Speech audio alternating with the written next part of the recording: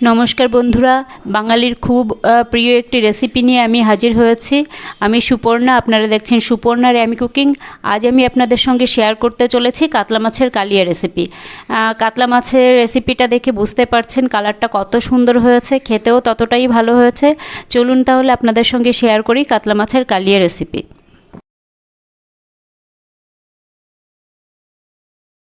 প্রথমে আমি 800 গ্রাম কাতলা মাছ নিয়ে নিয়েছি। মাছটাকে আমি খুব ভালো করে ধুয়ে নিয়েছি। এবার মাছটার মধ্যে আমি নুন আর হলুদ দিয়ে খুব ভালো করে মেখে নেব।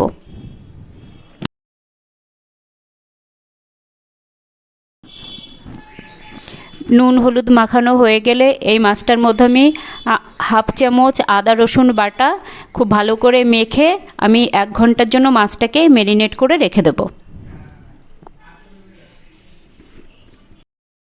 1 ঘন্টা পরে ফিরে এসে একটি কড়াই গরম করে কড়াইয়ের মধ্যে তেল দিয়ে আমি ওই ম্যারিনেট করা মাছগুলো ভেজে নেব।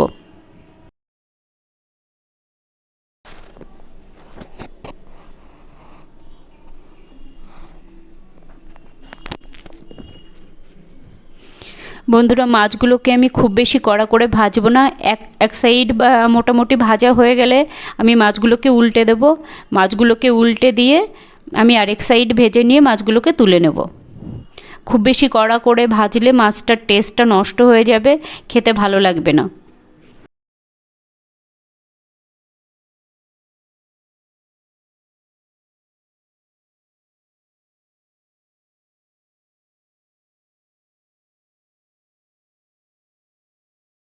এবার বাদবাকি যে মাছটা আছে সেই মাছগুলোকেও আমি ভেজে নেব।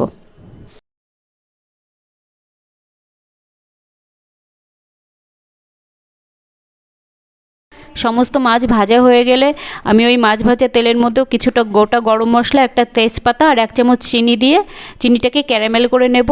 এবার আমি ওর মধ্যে কেটে রাখা 2টো পেঁয়াজকে আমি খুব ভালো করে ভেজে নেব।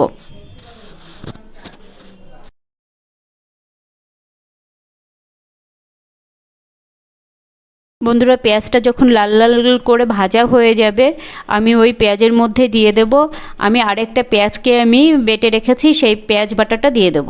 পেঁয়াজ বাটাটা দিয়ে আমি আরও কিছু সময় ধরে আমি পেঁয়াজ বাটাটাকে ভেজে নেব।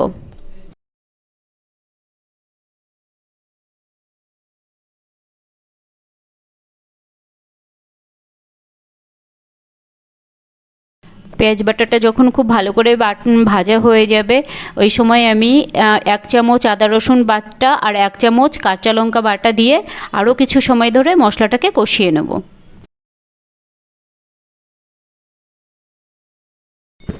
এবার আমি ওই মশলাটার মধ্যে দিয়ে দেবো 1 চামচ জিরা গুঁড়ো, দিয়ে দেবো 1 চামচ ধনে গুঁড়ো, 2 চামচ কাশ্মীরি লঙ্কার গুঁড়ো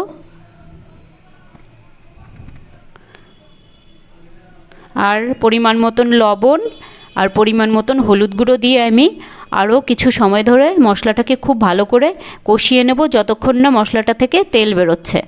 যখন মশলাটা থেকে তেল বেরিয়ে যাবে আমি একটি টমেটোকে পিউরি করে রেখেছি, সেই টমেটোটাকে দিয়ে আরও কিছু সময় ধরে মশলাটাকে কষিয়ে নেব।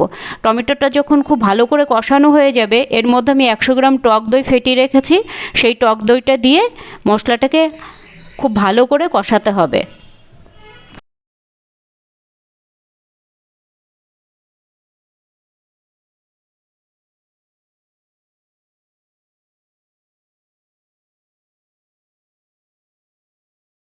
যখন মশলাটা থেকে তেল ছেড়ে দেবে তখন আমি ওর মধ্যে দিয়ে দেবো পরিমাণ মতন জল। জলটা দিয়ে আমি কিছু সময় ধরে ঝোলটাকে ফুটিয়ে নেব। বন্ধুরা, আমার রান্না যদি আপনাদের ভালো লেগে থাকে তাহলে আমার চ্যানেলটাকে সাবস্ক্রাইব করবেন, লাইক করবেন, কমেন্ট করবেন। ঝোলটা যখন ফুটে উঠবে আমি ওই ভেজে রাখা মাছগুলো ঝোলের মধ্যে দিয়ে দেবো। পুরো মাছগুলো দিয়ে আমি কিছু সময় ধরে আমি ঢেকে ঢেকে ঝোলটাকে খুব ভালো করে ফুটিয়ে নেব। বন্ধুরা, আমার রান্না যদি আপনাদের ভালো লাগে তাহলে একটু সাবস্ক্রাইব করে দেবেন, আমার খুব ভালো লাগবে। ঝোলটা কিছু সময় ধরে ফুটিয়ে নেওয়ার পরে আমার কাতলা মাছের কালিয়া অলমোস্ট রেডি হয়ে গেছে। এবারে আমি 1 চামচ গুঁড়ো গরম মশলা আর 1 চামচ ঘি দিয়ে দিলেই আমার কাতলা মাছের কালিয়া পুরোপুরি রেডি। আর গার্নিশিংয়ের জন্য আমি কিছুটা ধনেপাতাও দিয়ে দেবো। তাহলে বন্ধুরা, আমার রান্না আপনাদের নিশ্চয়ই ভালো লেগেছে। আর দেখা হচ্ছে পরের ভিডিওতে। নমস্কার, সবাই ভালো থাকবেন, ভালো খাবেন, সুস্থ থাকবেন।